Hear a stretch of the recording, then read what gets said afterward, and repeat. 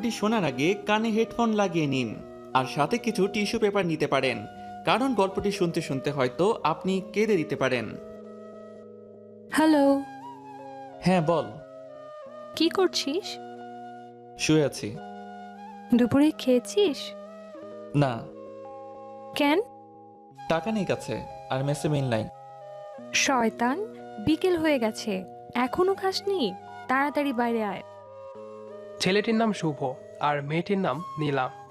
শুভ জানে না গেলে সুনামি বয়ে যাবে, তাই আসতেছি বলেই রেডি হয়ে বাইরে চলে এলো। একটু পরই দেখলো নীলা প্রাইভেট করে চলে এলো। তারপর শুভকে তুলে রেস্টুরেন্টে নিয়ে গেল। শুভ এক মনে খাচ্ছে আর নীলা মনোযোগ দিয়ে শুভর খাওয়া দেখছে। এভাবে আর কতদিন? কি কতদিন? কি কতদিন বুঝিস না? আমার টাকায় আর কতদিন এভাবে চালাবি বল? আমার একমাত্র বইয়ের বাপের টাকায় খাবো, তো এতে কিপটামির কি আছে? এই কথা বলেই শুভ আবার খাওয়ায় মন দিল আর নীলা রাগটাকে কন্ট্রোল করার চেষ্টা করছে। খাওয়া শেষ হলে বিলটা দিয়ে শুভকে নিয়ে লেকের পাড়ে চলে গেল। চুপচাপ বসে আছে দুজনেই। শুভ, এভাবে আর কতদিন চলবে বল? অন্তত কিছু একটা তো কর। যেদিন আমি থাকবো না, কিভাবে চলবি তুই? দেখ নীলা, বেশি কথা বলবি না তো। তোর মতো একটা লক্ষ্মী বউ থাকতে কি অন্য কিছু করা লাগে? আর তোর বাবার অনেক টাকা, এগুলো খেয়েই তো দুজনে শেষ করতে পারবো না। বয়ে গেছে তোর মতো ছেলের বউ হতে। হবি তো হবি, তুই আমার বউ হবি, বলে দিলাম। দেখ শুভ, এসব কথা না বলে একটা চাকরির ব্যবস্থা কর। না হলে অন্তত কয়েকটা টিউশনি তো করা যেতেই পারে। এভাবে আমার ভয় করে, আমি না থাকলে তোর কি হবে বল? দেখ, এসব চাকরি বাকরি আর টিউশনি কোনোটাই আমার দ্বারা হবে না, এমনই ভালো আছি। পরে বুঝবি এর মজা। কথাটি বলেই রেগে নীলা উঠে চলে আসছে আর শুভ উঠে পিছু নিল ওর। এই চলে যাবি যা, আমার যাওয়ার ভাড়াটা তো দে। দিতে পারবো না, পারলে হেঁটে যা। ওকে, গেলাম। কথাটি বলেই শুভ হাঁটা শুরু করে আর নীলা গাড়িতে উঠে যায়। কিছুক্ষণ পর নীলার গাড়ি শুভর কাছে এনে কাজটা নামিয়ে 1,000 টাকার একটা নোট শুভকে দিয়ে বলল, লিখে রাখিস, পরে শোধ করে দিস। গাড়িটা চলে গেল আর শুভ দাঁড়িয়ে মুচকি মুচকি হাসছে। এই 4টা বছরে শুভ এই দিয়ে 1,25,417 টাকা নিয়েছে। নোটটা না ভাঙিয়ে হাঁটতে হাঁটতে শুভ ম্যাচে চলে আসে। এবার এদের পরিচয়টা দেই।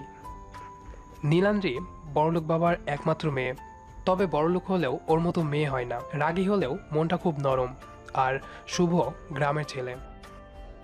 পরিবার বলতে শুভ নিজেই, মা বাবা সবাই ওই দূর আকাশে থাকে। অনেক কষ্ট করে ভার্সিটি পর্যন্ত এসেছে। পরিচয় বলতে এতটুকুই। ভার্সিটিতে শুভ একদম বেখেয়ালিভাবে চলতো, উদাসীন। আর এই উদাসীন ছেলেটাকে দেখে নীলার ভীষণ রাগ হতো, যে ছেলেটা এমন কেন। তাই শুভর সাথে বন্ধুত্ব করে নীলা। এরপর থেকেই শুভর প্যারা শুরু। শুভ এতটাই উদাসীন যে না খেয়ে থাকবে, তবুও কিছু করবে না। তবে নীলা খুব ভালো, তাই তো শুভর যখন যা লাগে দেয়। আর একসাথে থাকা চলা এটা তো কমন। এই 4টা বছর ধরে শুভর জ্বালাতে নীলা পাগল প্রায়।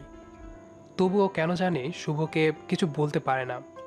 ছেলেটা এতিম তো, তাই আর শুভর হাসি দেখলেই নীলা সব রাগ চলে যায়। অপরদিকে শুভ নিজেকে নিজে যতটা না কেয়ার করে, তার চেয়ে বেশি নীলা কেয়ার করে। তাই তো নীলাকে খুব ভালোবেসে ফেলেছে শুভ। অনেক আগেই শুভ বারবারই নীলাকে বলে যে ভালোবাসি, তবে নীলা মজা ভেবে উড়িয়ে দেয়। এভাবেই এক এক করে চলে যাচ্ছে দিন। শুভও চাই চাকরি করতে, তারপর নীলাকে নিজের বউ করে নিতে। তবে আজকালকার দিনে চাকরি মানে যে কি, এটা যারা পড়াশোনা শেষ করেছে শুধু তারাই জানে। অনেক জায়গায় চাকরির ইন্টারভিউ দিয়েছে, তবে আজকাল মামা খালু আর টাকা ছাড়া কিছুই হয় না, তাই তো চাকরিটা আর করা হয় না। চাকরি না হলেও শুভ চুপি চুপি সেই প্রথম থেকেই রাতে 2টো টিউশনি করায়, যা নীলা জানে না। শুভর ইচ্ছে টিউশনে জমানো টাকা দিয়ে বিয়ের পর নীলাকে অনেক বড় একটা গিফট দেবে। শুভ অনেক স্বপ্ন দেখে নীলাকে নিয়ে। বিকালে ম্যাচে বসেছিল, তখনই আবার নীলা ফোন দিল। হ্যাঁ বউ, বলো। দেখ শুভ, সব সময় আমার মজা ভালো লাগে না। মজা না, আমি সত্যি তোকে বউ করে নেব রে। আমার বিয়ে ঠিক হয়ে গেছে, আজ আংটি পরাতে আসবে, রাতে বাসায় আসিস। আর হ্যাঁ, আসার সময় কিছুদিন আগে যে শার্টটা কিনে দিয়েছিলাম ওটা পরে আসিস। নীলার মুখে আংটি পরানোর কথা শুনেই বুকটা কেমন যেন হয়ে ওঠে শুভর। শুভ ভাবে, এটা কি করে হয়? আমি যে নীলাকে ভালোবাসি, সেই নীলাকে শুধু আমার বউ হলেই মানাই। না না, এটা হতে পারে না। রাতে শুভ নীলাদের বাসায় আসে। এসেই দেখে অনেক মেহমান বসে আছে। এর আগেও শুভ এসেছে এই বাড়িতে। শুভকে দেখেই নীলা একটা মুচকি হাসি দেয়, তবে শুভর ভিতরে তোলপাড় শুরু হয়ে গেছে। শুভ অপলকভাবে তাকিয়ে আছে নীলার দিকে। আজ অনেক সুন্দর লাগছে নীলাকে। ছেলেটা নীলার হাত ধরে আংটি পরাতে যাবে, তখনই শুভ ছেলেটার কাছে গিয়ে কলারটা ধরে বলল, এই, তোর সাহস কি করে হয় আমার পরিটাকে আংটি পরাস? হ্যাঁ, আমি নীলাকে ভালোবাসি। নীলা শুধুই আমার। কয়েকজন এসে তাড়াতাড়ি শুভকে ছাড়িয়ে নিল। খুব জোরেই থাপ্পড়টা শুভর গালে বসিয়ে দেয় নীলা। অবাক হয়ে গালে হাত দিয়ে নীলার দিকে তাকায় শুভ। আমি তোকে এখানে দেখেছিলাম কি বিয়ে ভাঙতে? আমি তোকে ভালোবাসি নীলা। আবার কষে থাপ্পড় বসিয়ে দেয় শুভর গালে। আমি তোকে শুধু বন্ধু ভাবতাম, আর তুই এই প্রতিদান দিলি? ভুলে যাস না শুভ, তুই একটা এতিম। নীলার মুখে এতিম শুনেই শুভর বুকটা ধক করে ওঠে। নীলাই প্রথম দিন শুভকে বলেছিল, খবরদার নিজেকে কখনো এতিম বলবি না। স্তব্ধ হয়ে যায় শুভ। তুই কি ভুলে গেছিস তুই আমার টাকায় চলিস? তোর পড়ার টাকাটা আমি দেই, তোর মেস ভাড়া, তোর খাবার টাকা, এমনকি যে শার্টটা গায়ে দিয়ে আছিস সেটাও আমার দেওয়া। একটা এতিম ছেলে তুই, যার কোনো বাড়ি নেই, থাকার জায়গা নেই, একটা টাকা নেই। তোর মতো ছেলেকে এতদিন আমি সাহায্য করেছি কি শেষমেশ আমার পরিবারকে তুই ছোট করবি এই জন্যে? তোর টাকা লাগবে তো নে, দিচ্ছি, দাঁড়া। বলেই নীলা ঘর থেকে একটা বান্ডিল এনে শুভর পায়ের কাছে ফেলে দিল। নে টাকাটা রাখ, তবু এখান থেকে চলে যা, চলে যা আমার সামনে থেকে। আর কোনোদিন যেন তোর ওই নির্লজ্জ মুখটা আমার না দেখতে হয়। শুভ টাকাটা তুলে নিল, তারপর টাকাটা নীলার হাতে তুলে দিয়ে বলল, আমাকে মাফ করিস রে, আমি বুঝিনি যে এমনটা হয়ে যাবে। ছেলেটার কাছেও এগিয়ে যায় শুভ। তারপর ছেলেটির পা জড়িয়ে ধরে বলে, ভাই, আমাকে মাফ করে দিয়েন। তারপর আবার নীলার কাছে এসে বলে, আসলে আমি তো ভুলেই গেছিলাম যে আমি এতিম। আমি ভুলেই গেছিলাম যে আমি তোর টাকাতে চলি। আমার যা আছে সবই তো তোর টাকাতেই কেনা। দেখ না, তুই আমাকে কত ভালো বন্ধু ভাবতি, আর আমি তোর বিশ্বাসকে এভাবে নষ্ট করে দিলাম। আসলেই আমি বেহায় রে। আর তোর টাকাটা দেওয়া লাগবে না, এমনিতেই যে টাকা দিয়েছিস সেটাই সারা জীবন তোর কামলা খাটলেও শোধ হবে না। নীলার বাবার হাতটা ধরে শুভ বলল, চাচা, আপনাদের শুভ কাজে বাধা দেওয়ার জন্য মাফ করবেন। আর নীলা শোন, তুই যতই আমার মুখটা না দেখতে চাস, আমি তোর বিয়েতে ঠিকই আসবো। বলেই চোখটা মুছে শুভ চলে গেল। মেসে এসে বসে আছে শুভ। আজই প্রথম নিজেকে এতি মনে হচ্ছে। আসলে নীলাকে নিয়ে একটু বেশি স্বপ্ন সাজানো হয়ে গেছিল, তাই তো কষ্টটা একটু বেশি লাগছে। সারা রাত একটুও চোখের পাতা এক করতে পারেনি শুভ। পরের দিন ব্যাংকে গিয়ে টিউশনির জমানো টাকাটা তুলে নেয় শুভ। তারপর শপিং সেন্টারে গিয়ে খুব সুন্দর দেখে নীলার জন্য একটা নীল শাড়ি কিনে শাড়িটা গিফট পেপার দিয়ে প্যাকিং করে নেয়। তারপর আবার মেসে ফিরে আসে। কালকে নীলার বিয়ে। সারা বাড়িতে হই হুল্লোড় চলছে। খুব খুশি সবাই। খুশি হবে না কেন, একমাত্র মেয়ের বিয়ে। তবে মনটা খারাপ নীলার। শুভকে সেদিন ওভাবে বলার পর থেকেই মনটা খুব খারাপ। নীলা জানে যে শুভ হাজার কষ্ট পেলেও কখনো কাঁদে না।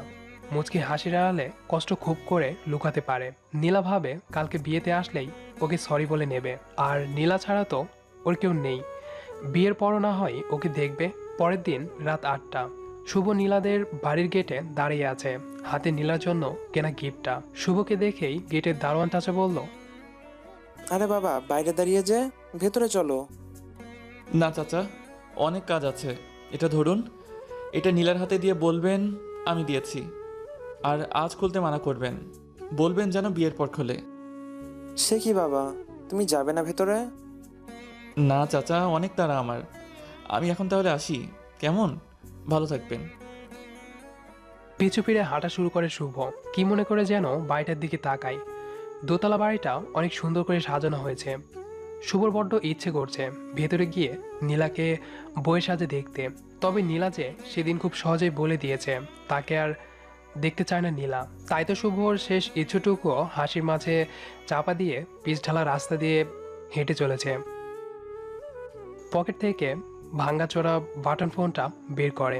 শুভর ফোনটা ভাঙ্গা হলেও ডিসপ্লেতে নীলা ছবিটা অনেক সুন্দর মানিয়েছে। ব্যাটারিটা খুলে সিমটা বের করে, তারপর ভেঙে পাশে ঝোপে ফেলে দেয়। সঙ্গে সঙ্গে পুরো পৃথিবীর সাথে যোগাযোগ বিচ্ছিন্ন হয়ে যায় শুভর। যার পৃথিবীতে আপন বলতে কেউ নেই, তার জন্য আপাতত কেউ কষ্ট পাবে না। একজন আপন ছিল, সেও এখন অন্য কারোর হয়ে গেছে। হাসতে হাসতে আধারের মাঝে মিলিয়ে যায় শুভ। অপরদিকে নীলা বিয়ে বাড়িতে খুঁজছে, তবে পাচ্ছে না। দারোয়ান চাচা এসে গিফটটা নীলার হাতে দিয়ে বলল, মামনি, এটা শুভ বাবা দিয়েছে। শুভ দিয়েছে? কোথায় ও? বলল কি যেন কাজ আছে, তাই চলে গেল। ও আচ্ছা, দেন চাচা। মামনি, এটা শুভ আজ খুলতে মানা করেছে, বলেছে স্পেশাল গিফট, বিয়ের পর খুলতে। আচ্ছা ঠিক আছে।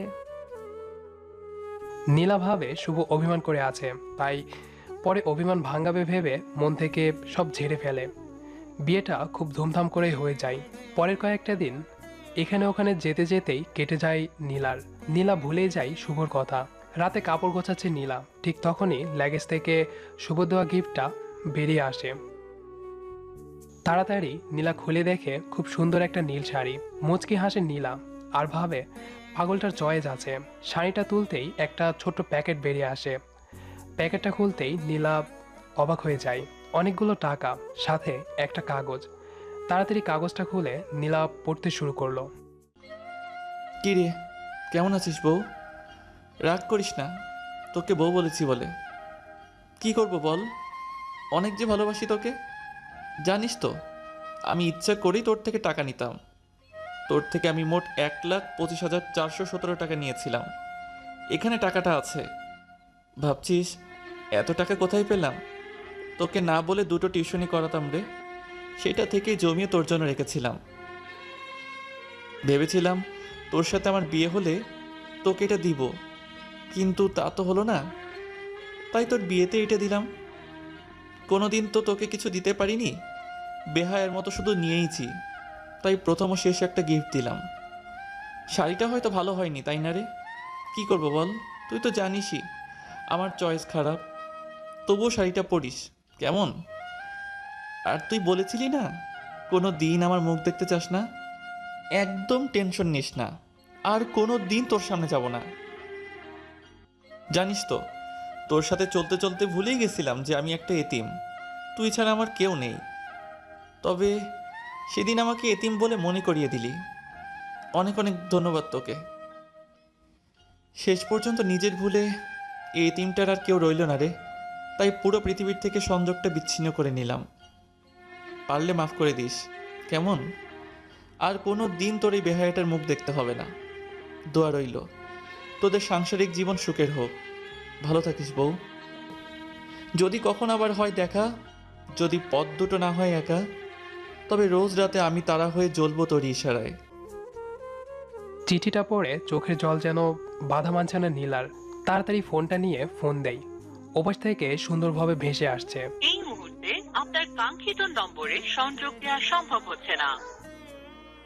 হু হু করে কেঁদে ওঠে নীলা।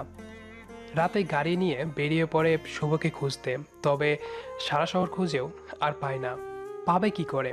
সে যে আজ চলে গেছে না ফেরার দেশে।